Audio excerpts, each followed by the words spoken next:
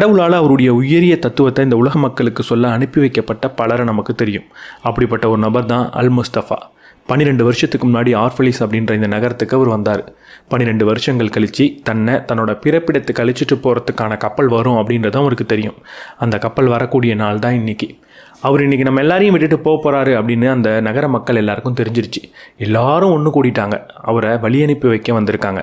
அவர் போகிறதுல யாருக்குமே விருப்பம் கிடையாது. இங்கேயே இருந்துருங்க அப்படின்னு அழுது மண்டாடவும் செய்கிறாங்க. அப்போ தான் அல் முஸ்தஃபா பேச ஆரம்பிக்கிறார். அவர் பேசினது தான் இந்த புத்தகம். இன்றைக்கி என்னோடய பிரிவை பார்க்குறதுக்கு இவ்வளவு பேர் ஒன்று கூடி வந்திருக்கீங்க. கொஞ்சம் கவனித்து பார்த்தீங்களா? இந்த பிரிவும் சேர்க்கையும் ஒரே விஷயந்தான் அப்படின்றத உங்களால் புரிஞ்சிக்க முடியுதா? இவ்வளவு நாள் முன்னாடி வரைக்கும் நான் இங்கே இருந்தேன். நீங்கள் எல்லாரும் ஒன்று சேர்ந்து இப்படி என்னை பார்க்க வந்ததே கிடையாது. ஆனால் இன்றைக்கி நான் பிரிய போகிறேன் அப்படின்னு தெரிஞ்சதுக்கப்புறம் நீங்கள் எல்லாரும் ஒன்று சேர்ந்து என்னை பார்க்க வந்திருக்கீங்க. அப்போ இந்த நாள் பிரிவின் நாளா இல்லை சேர்க்கையின் நாளா?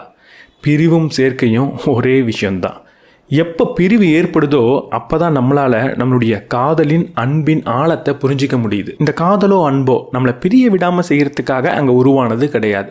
நம்மளை ஒன்றா இறுக்கி பிடிச்சிக்கிறதுக்கான ஒரு விஷயம் கிடையாது. உங்கள் மனதுக்குள்ளே இருக்கக்கூடிய அன்பும் என் மேது நீங்கள் வச்சுருக்கக்கூடிய காதலும் என்னை உங்கள் கூடயே வச்சுக்கணும் அப்படின்ற ஒரு எண்ணத்தை உங்களுக்கு கொடுக்கக்கூடாது. என்னை என் போக்கில் விடணும். என்னோடய வாழ்க்கையை என்னை வாழ அனுமதிக்கணும். என்னோடய பயணத்தை என்னை மேற்கொள்ள அனுமதிக்கணும். அதுதான் அன்பின் உண்மையான வடிவம்.